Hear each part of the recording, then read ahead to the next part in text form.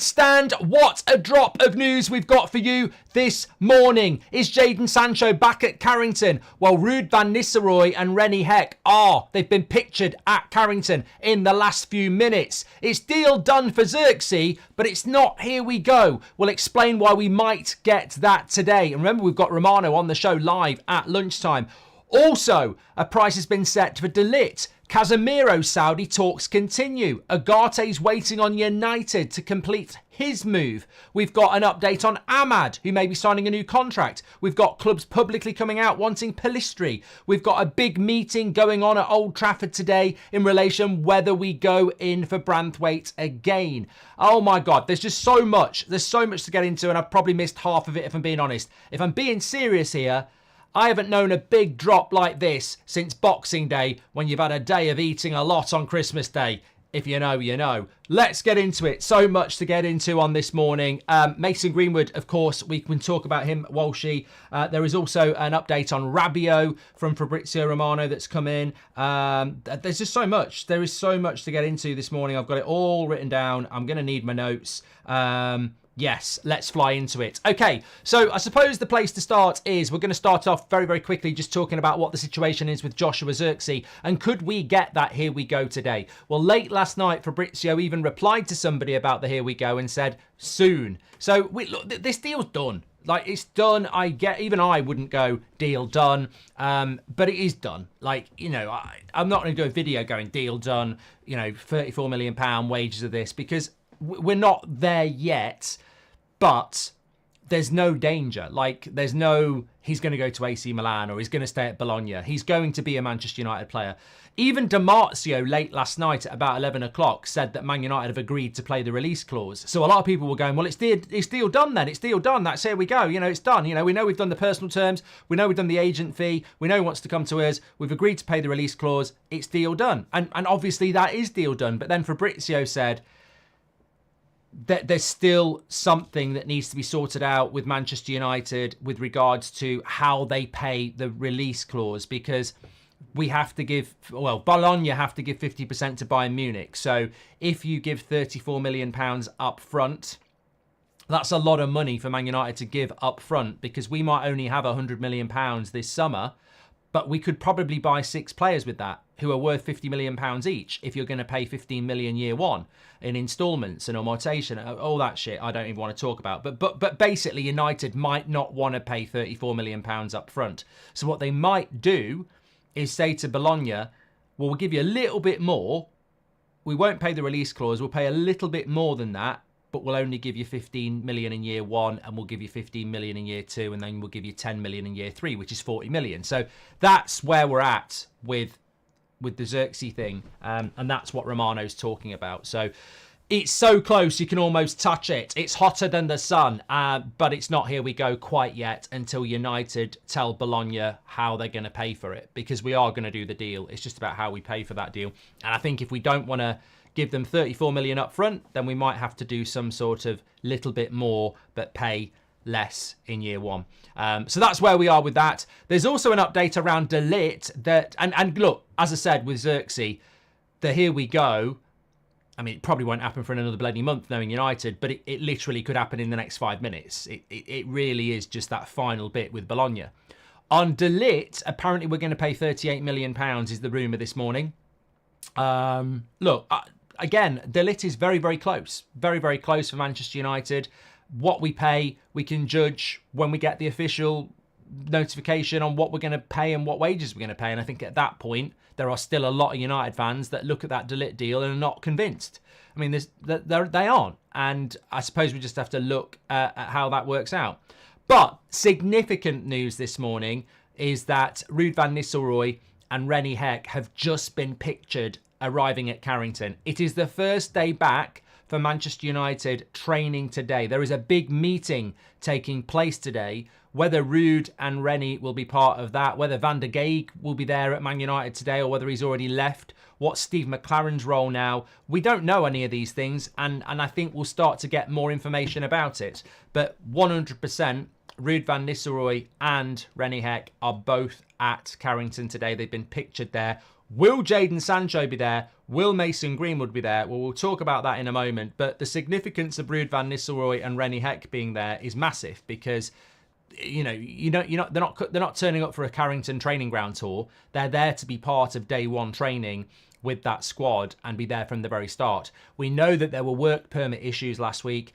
There is an expectation that they'll officially be announced tomorrow. I would have thought it would be today, but apparently it's going to be tomorrow. And again, this is good.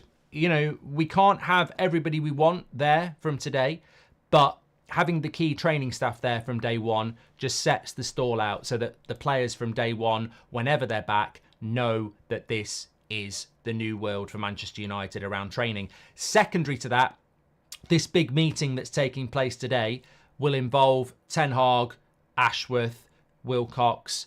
I don't know whether Berard has officially started yet, but probably. He can't be far off starting. What this meeting is about, it's an assessment about where we are in the transfer window. Yes, Zirkzee and De Ligt are Ten Hag picks. He's spoken to both those players. He's been massively involved in that, and obviously it's been signed off by the Ineos team.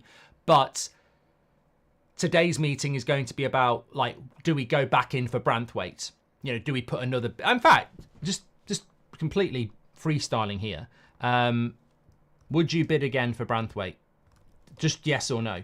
I just want to get a gauge on where you're at on this one. But they'll be discussing that. Obviously, we had that £35 million bid plus 8 in add-ons rejected. It was always going to get rejected. I mean, I personally think, yes, we should bid again because that bid was always going to get rejected. So you may as well put a more realistic bid in. I mean, I'm not going to give him 60 million, but I probably would say 45 plus 10 and then leave it if it's a no. But I don't think you can leave it at 35 million plus 8. I mean, even I would say that's way too low.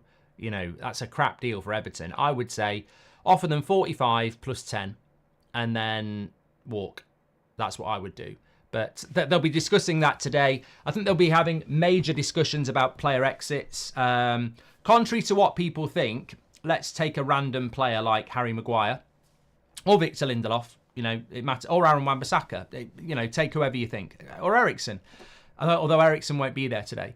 You take Harry Maguire, you take him into the office today, and you basically say, look, Harry, you've got a contract. We're not going to give you a new contract. If you want to stay here, absolutely fine. Our plans are to bring in 2 centre-backs, and we've got Martinez, so we would envisage that you would start the season as 4th choice centre-back if you stay. We are not going to stand in the way if you want to go. And you'd say the same to Victor Lindelof. And, you would say to them, look, ideally, I think you should start looking for another club. And then you see what they got to say. You're not going to do that while they're on holiday. I think some people think that when, we're sending a WhatsApp voice note to Harry Maguire and Victor Lindelof saying, I hope you're enjoying your holiday. Get Mamma Mia on. You're up for sale. Bye. That will happen probably this week with these players. We'll have these conversations because it was impossible for Manchester United to have these conversations at the start of June when they hadn't even decided about Ten Hag and Dan Ashworth wasn't even in the job. So a lot of that will be going on today in the meeting as well and subsequently fed out to players. I mean, I heard somebody said, well, maybe we'll tell Rashford he's up for sale. I mean, I'm absolutely convinced that won't happen, but it wouldn't have happened already. It would be this week if that's going to happen. So big week. For Manchester United, and it felt to me like things have been happening for the last few weeks, but I think this week you're going to get a lot more. You're going to get a lot more when players get told they've got to go as well, because unhappy players or whatever, you'll get more leaks, of course. So we'll get a lot of information coming out this week, ingoings and outgoings, which I suppose leads us on to Jadon Sancho. I mean, look, just as a recap, we've spoken about Zirkzee, we've spoken about De Ligt, we've got to talk about Agate, Casemiro, there's an update on Ahmad, there's an update on Pelistri, there's an update on Rabiot. I'm just working through quite a lot of stuff here. So Ruud and Rene Heck are at Carrington now. Zirkzee could be here we go any second because basically we have done everything. It's just how we pay Bologna that is the final part. De Ligt's getting very close for about £38 million. Discussions this morning, big meeting taking place between Ten Hag, well, probably not this morning, it'll be this afternoon after training, with Ten Hag and Ashworth and Wilcox about what we do next, about Branthwaite, etc. Obviously, Lenny Yoro's still in there. So lots of stuff going on with Manchester United. I suppose one of the big things, and it's a bit like You know, this is like a classic episode of Game of Thrones, if you've ever watched it, where, you know, you're up on the wall, you know, you're at the Red Keep, you know, you're with Daenerys across the sea, you know, they're in the Riverlands, and there's so many stories going on, but you're going to focus in on the story that you like the most. And I think a lot of people are going to focus in on the story that's the most dramatic story. And whilst there's so, you know, some of this stuff we'd just be leading on its own. I could lead on about 10 things this morning, and I'm sure you're the same. It's like, oh my God, there's just so much. But I think the Jadon Sancho one, for many of us, is just the most intriguing story, even though we could get a here we go. Even though we've got 2 coaches that are actually at Carrington today that haven't officially been announced yet. Even though Ahmad looks like he's going to sign a new contract. There is so much to discuss this morning. But I think the Sancho one is the one that has got people thinking, because nobody wants Sancho. Like, Mason Greenwood is in the UK and was training with Zirkzee last week. You know, most footballers these days, I don't know whether I've ever mentioned this, I don't know if it's a good thing or a bad thing. Most footballers these days have their own private trainer. You know, I've met a lot of these private trainers. It's a thriving business and they do great stuff, but these players have private trainers beyond Manchester United. Now, I don't, you know, it's not my issue, but that happens a lot. So you see a lot of players going out to Dubai, and that's why you'll see Harry Maguire training with an Arsenal player in Dubai or something like that, because, you know, they all go and have private training. Mason Greenwood's been back in the UK for a few days. He's doing some training, but he's not expected back at Manchester United. He's back in the UK because he's from the UK. His family's here. He's not expected at Carrington today. Unless Man United are throwing a complete curveball, and it is a new control. We are under new control. Greenwood won't be at Carrington. Like, they don't want that. I don't think Greenwood wants it, to be honest. So Greenwood just wants his move sorted out. So he won't be at Carrington. Sancho's completely different. The reason Greenwood won't be at Carrington is because people actually want to buy him, and he's trying to get a move. Like, there's no point bringing him back and creating a media shitstorm when you're going to sell him in the next week or so. So Greenwood's not coming back because people want him. People don't want Sancho. Like, the problem we've got with Sancho is we will be wanting to try to move him on, and he probably wants to move on. But there's no Lazio, there's no Juventus, there's no Marseille like there is for Greenwood. There is nobody that wants Sancho. Juventus have expressed an interest. Dortmund would take him back, but they want us to pay a massive part of his wage. And this is where it's become a problem. So Jadon Sancho could well have been pictured coming into Carrington as I'm talking now, or maybe minutes after we finish, or maybe he won't get pictured at all. But let's play the scenarios out here. He should be at Carrington today because he's a Manchester United player and he's getting paid a lot of money, and no one wants to see, you know, no one wants to think that he's at home playing on his computer again. So I think he has to be at Carrington today, whether United, and I don't think United want him there, and I don't think he wants to be there. But at the end of the day, he's still a Man United player. He's still paid by Manchester United, and he's not, you know, you can't just, it's not healthy for anybody that he's just left to, you know, not do something. He needs to get fit. He needs to be, you know, mentally focused and motivated. And as his employer, United still have to do that. I agree. So he should be at Carrington today. Does that mean that if he's at Carrington, he's going to have a future at Manchester United? I don't see how. I would say that when he was last at Manchester United, he was training on his own. You know, and I would say he's got to do that again, because the bottom line is he hasn't apologised, and he did basically publicly call the manager a liar. So nothing has changed there. And even if he did apologise now and Ten Hag accepted it and the club accepted it, is he only doing it because Dortmund didn't work out? And he, you know, I just don't think the trust is there. And I certainly don't think the trust is there from Sancho. You know, I don't think Sancho liked what Ten Hag said, obviously. And I don't think Ten Hag liked what Sancho said. So I think the trust is gone. And Ineos had put their trust in Ten Hag. So you've got to back Ten Hag on his decisions. I think Sancho has to be back in training today. And I think he has to be back training on his own. And if anything else happens, I'll be stunned. I'll be really stunned, because I just don't see... Look, flip side of the coin. Shake hands, everything's fine now, hugs, big press conference, whatever. You go on the tour, Sancho tears it up. Oh, hello, I've been here before. Last summer he was, you know, people were talking about playing him as a number 10. literally last summer, he was our pre-season Pirlo. Like, Sancho was brilliant on pre-season last year, and then the season started and disappeared again. So I don't think we can learn anything from going, yeah, let's try again. Come on the tour, tear it up, do some nice little bits of 1-2s and everything like that. I don't see a way back. And I think, like anything at Manchester United, going back is never a good idea. I mean, look at what happened with Ronaldo. It didn't actually work out. Pogba, it didn't really work out going back, did it? People talk about bringing people like Memphis back. It wouldn't work out because the press would always be looking for that story of, they like it when they come back and then they want to go, oh, they shouldn't have brought him back. So I expect we'll see Sancho today because I don't think I think if Sancho was close to a Juventus loan, he wouldn't be back today. Like Greenwood's not going to be back today because he's close to an exit. But I don't think Sancho's close to anything. So you can't keep him away from pre-season. He needs a pre-season. And that's in United's interests. Even if United are like, can't wait to get rid of him, you still need to get him pre-season because the more pre-season he has, the better chance you've got to get him moving him on. So, yeah, I think he will be back today. But I'd be stunned if he's training with the rest of the team. I don't see how that would work. Brian Borg, welcome to the Members Club. You're an absolute legend. Sanil says, makes no sense to say Greenwood can't even train with us and we'll only sell him if you pay us 35 million. I see another Greenwood circus in August, says Sanil.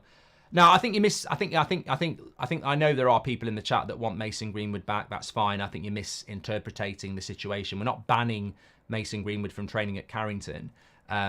This is like Donny van der Beek won't be there today, like because he's about to complete a move to Girona. I wouldn't get your knickers in a twist about the Greenwood thing. It's not like you can't come near Carrington because of what happened 2 years ago. It's because he's very close to leaving, and why create a media shitstorm for everybody of having him photographed and, the news and all that. There's just no point. I think it would be very interesting if we didn't have any buyers for Greenwood. There'd be something that had to be done there. But it's not about your band or anything like that. It's just about what's best in everybody's interest. There's no point in you coming back when we know you're going to be gone, probably by the end of the week. Lindelof / Maguire plus 30 million deal for Branthwaite is as far as I would go, says Muyad. Meeting is about how to spend the Donny war chest, says Harvey. What will they do with that Donny transfer fee? I mean, they could all go out to Nando's, only order a main, pay for your desserts yourself. They could probably get a tank of petrol for the team coach for the drive from the hotel to Old Trafford. They'd probably do that. All sorts of things you could do with that money. The only way we should put another bid in for Branthwaite, says Trey, is if we know it'll be accepted. We already wasted time on him anyway. And Victor says, if we sell Bruno, we should go for Dani Olmo. Are the rumours about Man United being interested in Chilwell true? I was not going to bring this story in about Chilwell. I know Alex Goldberg. He's a lovely lad. And, he's very, very passionate about Chelsea.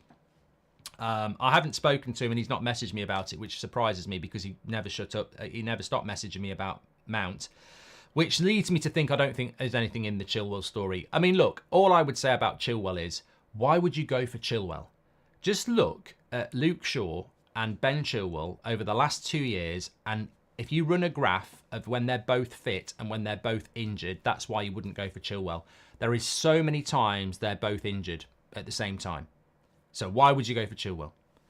And that's the end of the message. And the easiest way to figure this out without even checking Chelsea and Man United is how many times are they both injured when England are playing internationals or there's a tournament? You don't go anywhere near Ben Chilwell because he can't be the Luke Shaw competitor because they'll both be injured at the same time. It would be complete and utter lunacy. I think the only left back that we're interested in from Chelsea is Cucurella. And I'm not saying we're going to go for him, but we have shown interest in him before. I do like Dani Olmo, Victor, by the way. Looking forward to the celebrations every time a shot is blocked with Onana, Dalot, Martinez and De Ligt in the defence, says Glenn C.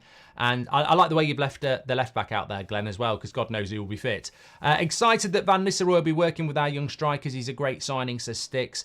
And Slow Sports News says as well on Ruud, says Ruud arriving at Carrington is epic. You watch how many goals Rasmus scores this season. Ruud will be teaching him new skills to make his milestone. Well, look, Ruud Van Nistelrooy could also have a massive impact on the likes of Garnacho, Anthony, Bruno, Rashford, Ahmad. It's not just for the number 9. And also, let's not underestimate Rennie Heck. You watch some of the, clips of how aggressive he is and obsessive he is.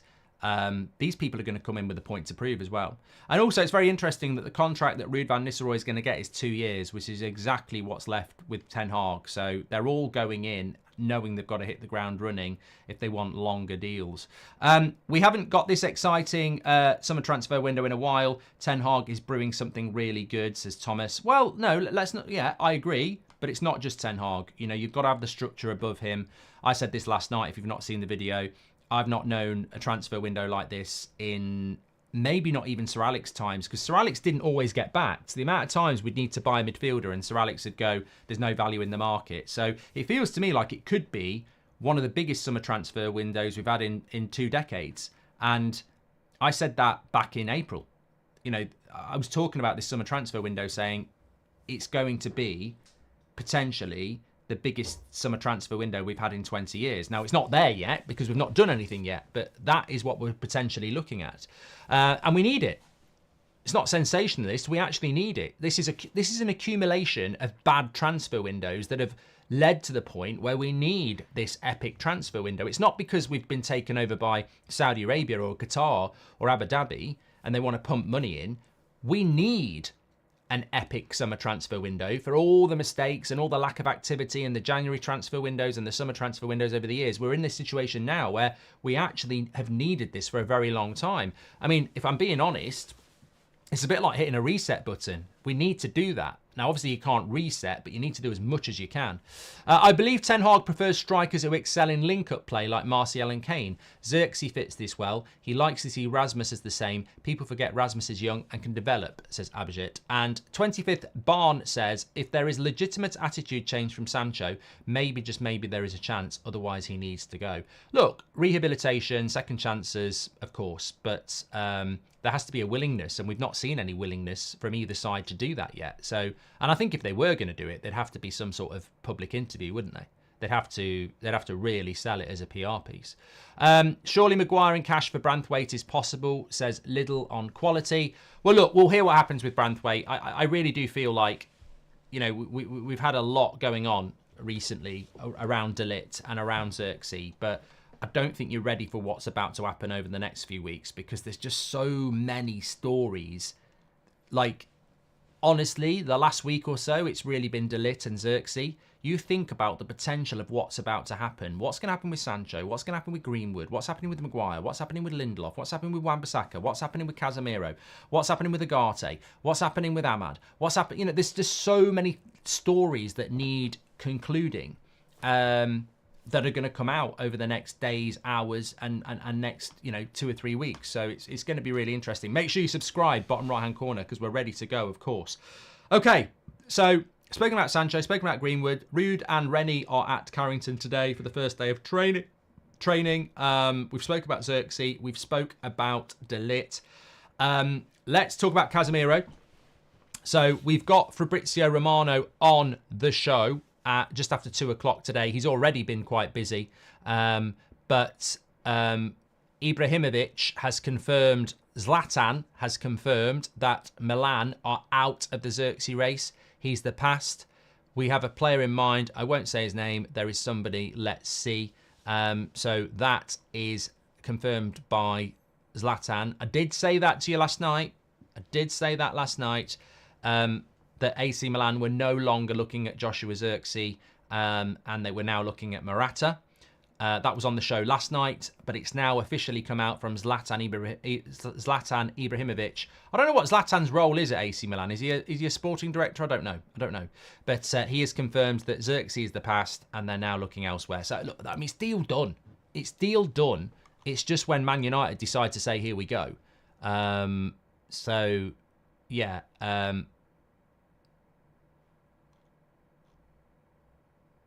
Let's not be too surprised about that because we know it's going to happen. But yeah, Very interesting. Just on Mason Greenwood as well. Fabrizio's dropping loads at the moment. You know, I expect it's going to be like this for the next few hours, days and weeks, like I say. But Manchester United still wants a very big sell-on clause in any deal to sell Mason Greenwood, which I think is a clever idea. This is the most positive I've been in relation to United in a very long time. No matter what happens, well done Ineos and their work so far. No, Elliot, I would disagree. Let's not congratulate people before the race is run. There's been many people mess up. Well, look at the hair. Fell asleep and the tortoise beat him or her.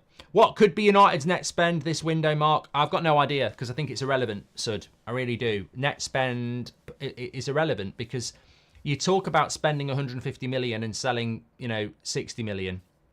But that's not how transfers are done. Like, we're learning more about transfers as we become more educated, amortization. You buy a player for £80 million, but you're paying 15 for the next 6 years to Benfica. Like, it doesn't work like that. And, you sell bloody Scott McTominay to West Ham for 30 million and they're giving you 15 million this year and 15 million next year. So, there's no point really, I think, in looking at that. I think Man United will be looking to do as much as they can. I haven't got new glasses on, Kenzo. Many of our players are on high wages, says Patrick. Buyers won't pay them. Does that mean we're willing to partially pay wages of some outgoing players, says Patrick? And what could be... We've done that from Sud. I hope Erik ten Hag rotates this season. Can't afford injuries, says Grace. And I believe... okay, let me move on. A lot of people are just sort of getting excited, I think, and we do need to sort of move on because there's a lot going on. So Fabrizio Romano on Casemiro has said that Manchester United are still in talks to allow him to leave Manchester United and that Saudi representatives are in constant communication with Casemiro about a potential deal. Now, it's interesting because on the poll at the moment, there are 53% of you saying that we should bid for Branthwaite again. 47% are saying no. I don't get the dislike for Branthwaite. I don't get that. Maybe some people can let us know. But concrete is possibility is so vague, says Tolja. I think concrete is the word that everyone's using. Ornstein, Plettigol, Romano. It's the year of concrete in the summer transfer window for some reason. But yeah, I don't know why we've got nearly 50% of people that don't want us to go for Branthwaite. I think he's a good player. I don't understand why he's disliked. But Wazimish says he costs too much and De Ligt is better, but we need two. He's left-footed, De Ligt is right-footed. So I don't know. I don't get it. And he costs too much, but you don't know what we're going to pay. Like all I'm saying is we offered 35 million, which is below his value. It's worth just offering 45 and then saying that's the final offer. That's what I would do. I wouldn't walk away from just with a 35 is what I'm saying. I think he's a good player. But look, with Casemiro, I think the vast majority want Casemiro to go. We did a poll on this last week and I think it was like 82% said let Casemiro go. Because Casemiro will obviously lead to a midfielder coming in. And I think a lot of people feel that we need that. And also, I think Casemiro's contract has probably still got 2 or 3 years left on it at 300 grand a week. And he's only ever going to go to Saudi Arabia because we can't, no one in Europe is going to pay that wage and give us a transfer fee. So it's Saudi or stay when it comes to Casemiro. And it's just whether he wants... Casemiro is a really difficult one. I mean, we were literally talking about this on Saturday. There's rumours that he might want to stay and, prove everybody wrong. But that's the personality of Casemiro. Like, he's always been that sort of dedicated to football, wants to play at a decent level player. And there might be something in him that just doesn't want to go to Saudi Arabia yet. If you do want him to go there, you just hope the lure of 75, 750 grand a week going into your pocket, tax-free might be enough to do it. But of course, there's a World Cup in 2 years' time. And if you go and play in Saudi, he's not in the Brazil squad at the moment. And that might be something that factors into him. I mean, in a way, if he stays because he wants to get back in the Brazil squad, then he's got to play well to get back in the Brazil squad. So that could benefit us anyway. But I don't know. I don't know where I am on the Casemiro thing. I think there's been a long-held assumption that he will go. But I think there's something in Casemiro that's just not quite sure about it, that he's motivating him to stay playing at a more competitive level. Because I don't think, correct me if I'm wrong, I don't think Brazil will be looking to take Casemiro if he's playing in the Saudi league. I think the only Saudi Brazilian player that would maybe get in their squad, and I think I've never heard of him since he went there, is Neymar. So I don't know what'll happen with Casemiro really, but it's Saudi or stay really. United Don says I'm over Casemiro, and Terence says I think he will stay. He must be back in training today. He must be back in training today. Casemiro must be back in training today. You sort of forget who's back today. Like Rashford must be back today. Maguire must be back today. Wan-Bissaka, Lindelof, Anthony, Casemiro. They must all be back today because they've not played any international football at all. So they must be back today. Any thoughts on what happens with Malacia, says Seth? Well, first of all, does he turn up at Carrington today? Because I suppose that's the big thing. Kenzo's hungry, and what's the update on Frimpong? There is no update on Frimpong. He's in the Euros. The casuals think he's overhyped English talent, says Little on Quality, talking about Branthwaite. Could you please wish Alfie a happy birthday, says Chris. It's 10 today. Happy birthday to Alfie. Hope you're having a good day. And Zirkzee gives some Berbatov vibes with his composure, says Brian. I hate comparisons. I hate comparisons. Mainu's the new Pogba. Zirkzee's the new Berbatov. I just think it doesn't do anybody any favours. Zirkzee's Zirkzee. Mainu's Mainu. Bruno's Bruno. Like, the worst thing you can do is start making comparisons to a player that you haven't seen play in a Man United shirt yet. You just start setting the barrier, the expectations. I mean, one thing we're going to have to do with Zirkzee is the same thing we did with Rasmus. It's the same thing we did with Martinez. Is welcome them and be patient with them. Like, it's not normal for a player to hit the ground running and play well from the start. So, these players are coming in. They're young. They're under 25. We've got to be patient with them. Let me talk to you next about Ahmad. So, Ahmad, major update this morning about Ahmad, and I think it's going to make you feel very happy. So, the latest update with Ahmad. Why is she ringing me? She knows I'm on a stream. Can I have some data? I don't know why you want data when you're meant to be at school. Daughter. What's happening with Mason Mount? Is he back? Joshua, Mason Mount will be back, 100%. 100%. He will be back in training today.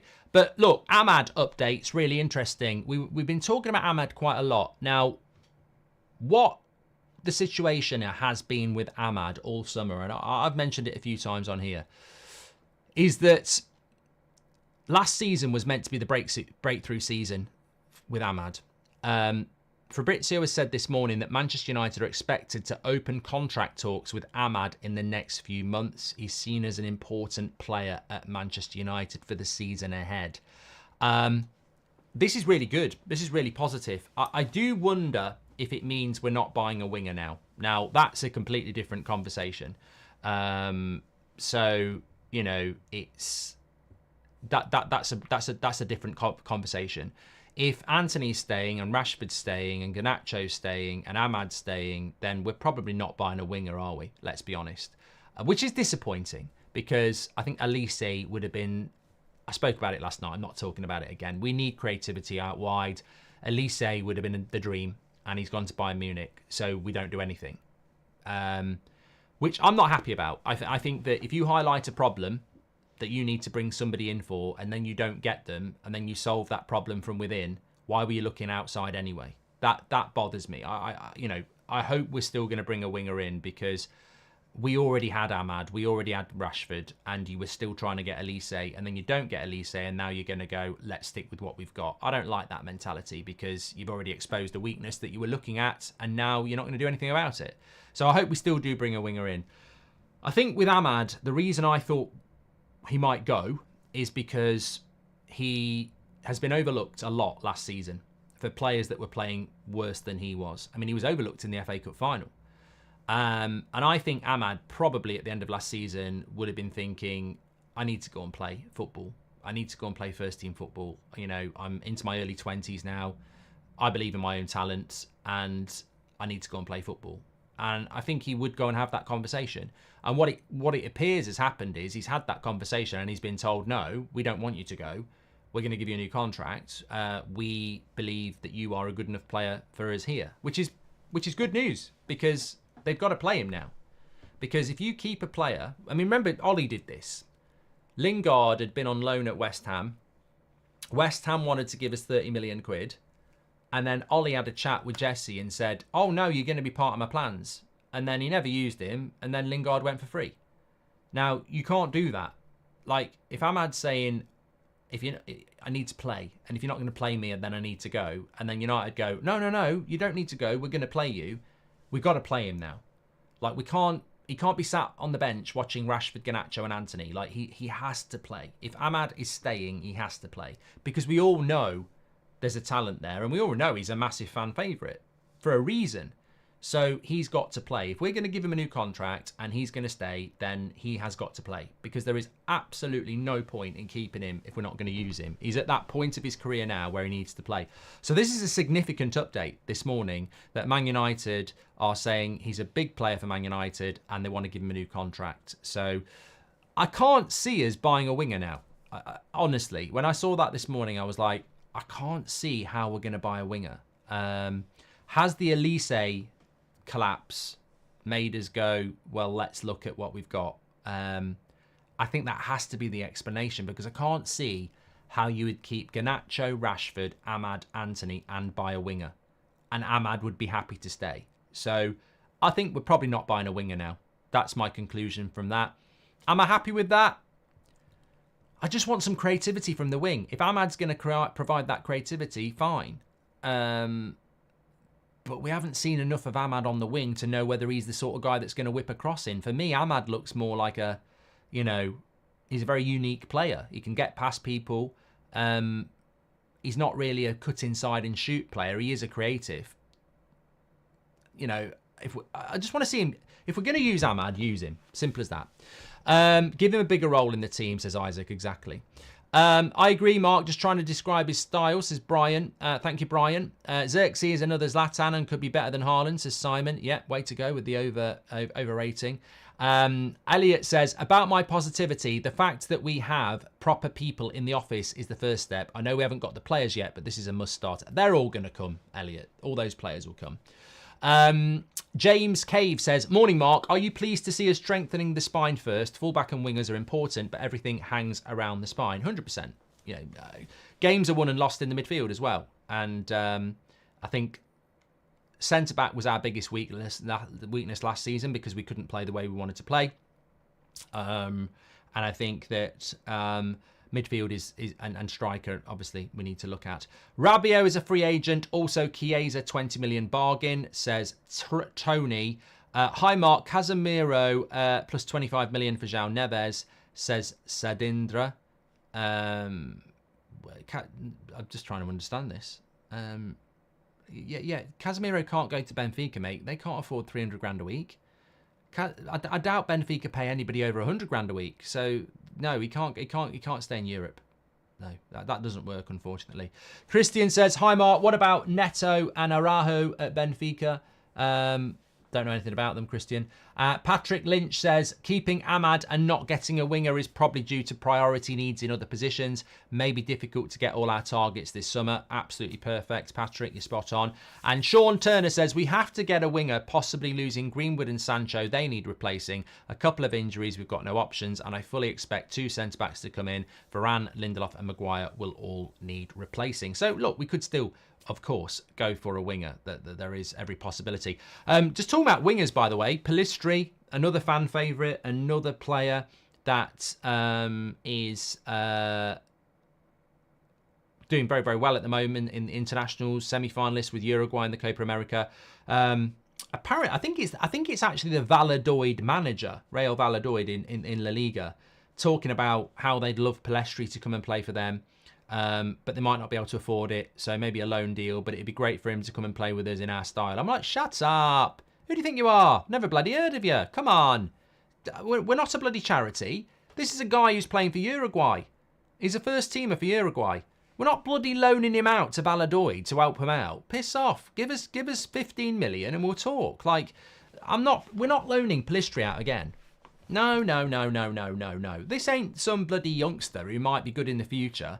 You know, Bielsa rates him. He plays for Uruguay. I know we don't use him, but we're not loaning him out to another bloody mid-table La Liga side. You either put your money up or you jog on. And Man United need to be firm on that. Like, we can't loan Pellistri out again. Like, we're either going to, what are we loaning him for? You're just letting his contract run down. You either cash in now, you give him a new contract. You don't loan him out. Like, loaning him is just letting you're doing a Donny. You're letting his contract drift. No. You know, if you want him, pay for him. And I'm sure there will be clubs that want to pay for him. Look, again, I wouldn't mind Pellistri being given a chance, but he ain't going to be back in pre-season until... I mean, Pellistri's not going to get a chance at United, is he? Let's be clear. He's never really been given a chance, and he's not even going to be on the pre-season tour. So Pellistri's going to be so far down the queue by the time he comes back. I mean, think of it like this. Pellistri's a winger... Yeah. Rashford's back training today. Anthony's back training today. Ahmad's back training today. So 3 of your competitors are going to be training for a month with the manager before you even come back. He's going to be so far down the list, and he probably won't train until early August. So I just can't see Pellistri getting a chance. Whether that's right or wrong, I can't see it. Blake Williamson has been a member for 8 months. Thank you very much. Sean Quinn says, what about Hatto at Ajax? I do know who Hatto is because I bought him on my career mode. That's about it. He's a good young centre-back on career mode that I did a few months ago. But I've not heard Man United be looking at him at all. Let me talk to you about Rabiot. So Fabrizio, again, was asked about Rabiot. I think it was last night or in an article this morning. And he basically said it's very unlikely that Rabiot is going to stay at Juventus. So there is a big opportunity there for some club that decides to move on him. That's the morning yawn. Oh, it's normally the morning sneeze. I must be moving out of... I've told you this before. I do get allergies, but it's always April, May, a little bit of June. Hit end of June, July, the morning sneeze disappears. That's one for the allergy experts. But anyway, yeah. So Fabrizio basically saying, very unlikely that Rabiot will stay at Juventus. There is an opportunity for some clubs there because he's available for free. But at the moment, wait for it. There's nothing concrete from any big club at the moment. So, look, I wouldn't rule Rabiot out, but if I was to show you this, which is our hotometer, which you might have seen if you were watching last night. Hold on. Hold on. Don't be scared. You never change what's been and gone. There you go. So Rabiot's not on the hotometer. I would put Rabiot at probably a 4 or a 3. Because it could happen like that. It could happen like that. I don't necessarily think it will. I think his wages are too high. I think Rabiot might be looking at Saudi. You know, that looks like exactly the sort of place he'd go.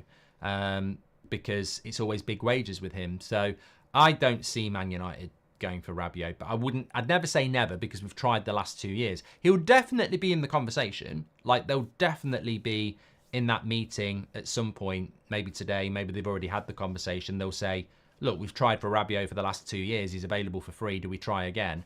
I just think there'll be some people in the room going, well, he's 29. This is going to be his last big contract. We want to bring players in where they've got 2 or 3 contracts that they're fighting for. We don't want to bring last contract players in because they basically get the money. It doesn't matter. And I don't think Rabiot fits what Man United are looking at when you look at Zirkzee under 25, De Ligt under 25, Agate under 25. But look, I might be wrong on that. It's only a theory. Mark, he's taking Ruben Neves, the former Wolves player, says Jason. Well, why would we give Saudi 25 million for Ruben Neves? Ruben Neves is never going to come to bloody... I'm really intrigued by this, by the way. You know, How old's Ruben Neves? I mean, look, this has got nothing to do with United really, but it is something that has been in my head for a while. So Ruben Neves is only just turned 27. I don't know why he gets picked for Portugal, by the way, because, you know, playing in Saudi League, there's lots of, you know, people out there in Europe who are playing more competitive. But Ruben Neves has just turned 27. How does he ever come back from Saudi Arabia, by the way? Like, he will be on... I don't know what he's on. I'm going to find out. Ruben Neves' wage. Stick with me on this. It's important because he earns £300,000 a week at Al Hilal, tax-free. So he's on 300 grand a week, tax-free. If you live in the UK, and I've got no idea because I've you know, none of us are going to earn 300k a week. That's over £500,000 a week in the UK because your tax is going to come off. How does Ruben Neves ever leave Saudi Arabia? Like, how, you know, at that age, how do you ever leave? And some would say it's sad because he's only 27, but how do you ever leave that? Because the pay cut you're taking is incredible. Maybe you do 2 years there and you go, I've earned enough, I just want to go and play a bit of football now. Maybe that's how you do it. But he's on 300 grand a week, and in Europe, you add another 300 grand on because of tax. So no one's going to give him 300 grand a week in UK, let alone 600. So yeah, I don't know. I don't know how those sort of players even leave Saudi Arabia. I understand the people like Benzema and Ronaldo, they'll never come back anyway. It's their final contract, isn't it? But yeah, you're not going to get Ruben Neves going, oh, I quite fancy Man United on 150 grand a week when I'm earning 300 grand a week here. Won't do it. Matt's on 400k a week. Lovely stuff, Matt. Hope you're enjoying it. 50% tax in Spain, says Jaren. What's happening with Malacia? Keep or sell, says Joshua. I don't think it'll be easy to sell. Kian and Jonathan, welcome to the Members Club. Absolute legends. Blake's been a member for 8 months. Really appreciate that. I just want to make sure I've got everything here. We've spoke about Palestri. We spoke about Sancho. We spoke about Ahmad. We've spoke about Casemiro. We spoke about Ruud. We spoke about Zirkzee. We spoke about Rabiot. And we spoke about the big meeting as well. We spoke about Ten Hag being involved in both deals. There was something else I wanted to bring in. Apparently, 60,000 people have signed a petition by Munich fans not to sell De Ligt. That's pretty impressive. That is pretty impressive when you think about it. 60,000 people signing a petition. I know it doesn't sound that many, but not a lot of people do want to do that. So I think that just shows you that it's weird, isn't it? Because Bayern Munich never really used him, but certainly not last season, but he's a fan favourite there. And I know a couple of people who are Bayern Munich fans. They're based in the UK. PC Master says, wow, only 60k. Mate, 60k in real terms is probably worth about 600,000 people, because getting people to fill out petitions, people are lazy. You know, people are lazy about such stuff like that. They don't want to, you know, go and do it. So that is a significant amount of people, 60,000 people. But even if it was 10,000, the point still remains that you've got to give a shit about a player to be not happy that they're going. And yeah, I think it's absolutely massive as to, you know, just how valued he is as a player, and what a, you know, potentially good player we could be getting at Manchester United. I mean, look, the real reason they like him is because of his personality. That's what it's all about. So, you know, very, very good. You're running the risk of getting blocked in the chat. I've seen a couple of you. Darren, you're one, and Faisal, you're going to have to be the sacrificial lamb, I'm afraid. Faisal and Darren, you've just got yourself blocked. And you know why?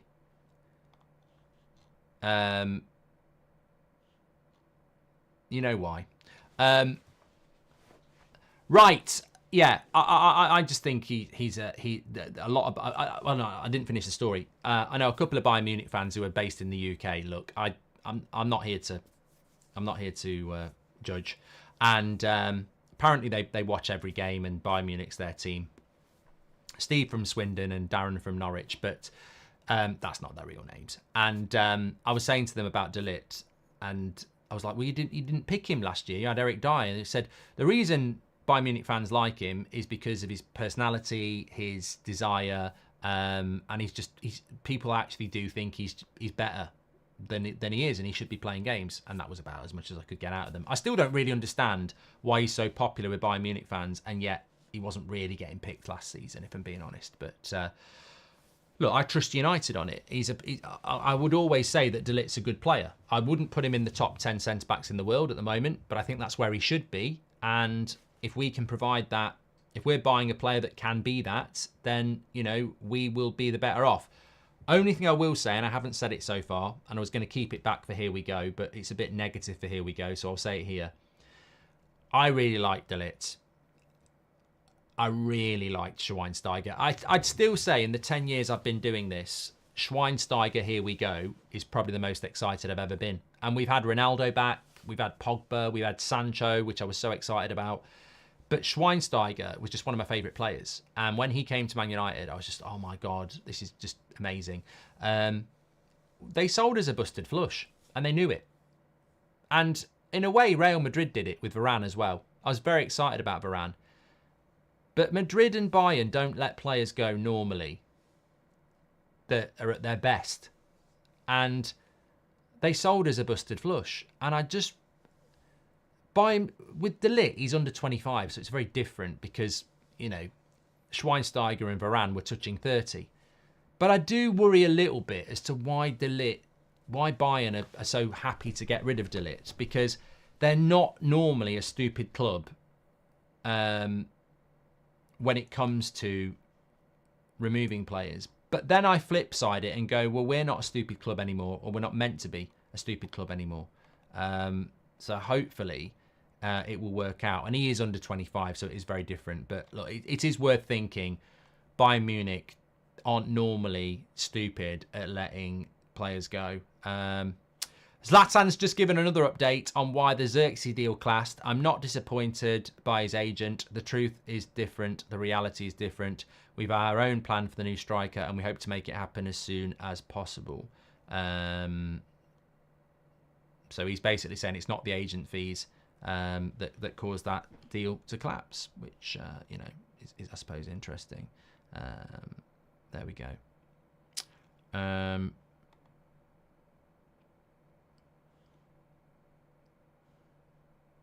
Okay, fantastic show this morning. Absolutely loved it. Make sure you subscribe. Bottom right-hand corner. I've probably not said it enough, but I'm actually live with Fabrizio. Beth's on holiday still, so Beth normally does it. But I'm live with Romano at just after 2 o'clock today. So he's given a lot of updates today. Don't worry. I'm not going to go over old ground. We'll be asking different questions about things that are going on. I want to delve into other areas. I don't want to talk about Zirkzee. I actually don't really want to talk about Zirkzee, De Ligt. I want to talk about beyond that. I want to talk about wingers. I want to talk about who's leaving and stuff like that. So we'll be speaking to Fabrizio a little bit later. Fabrizio said that Zlatan had said that Theo Hernandez is going to stay at Milan. Too bad. I really would like him at United. Love the show, Mark, says Magnus. Thank you very much. What would Frimpong price be, Mark? Aaron Wan-Bissaka plus 30 maybe, says Tony. No, Frimpong's got a release clause, mate. 34 million. He's another one with a release clause. So, yeah, you're not bidding for him. It's release clause time. If we go in there. Legends this morning. So much to get through. I think I'm going to have to go and sit and do some bookmarks on this video, actually, so people know where we spoke about what. It's been one of those shows, but I think it's going to be one of those weeks. I'm live with Fabrizio and you around 2, 8 o'clock show tonight because there's no Euros. Big week ahead, and you know what? We might be going live at some time for a Here We Go or a breaking story. I think it's going to be fasten your seatbelts time for the next 2 weeks, and we got you covered. Looking forward to the many conversations we're going to be having about things like that. Jared says, I think Martinez starts over Branthwaite.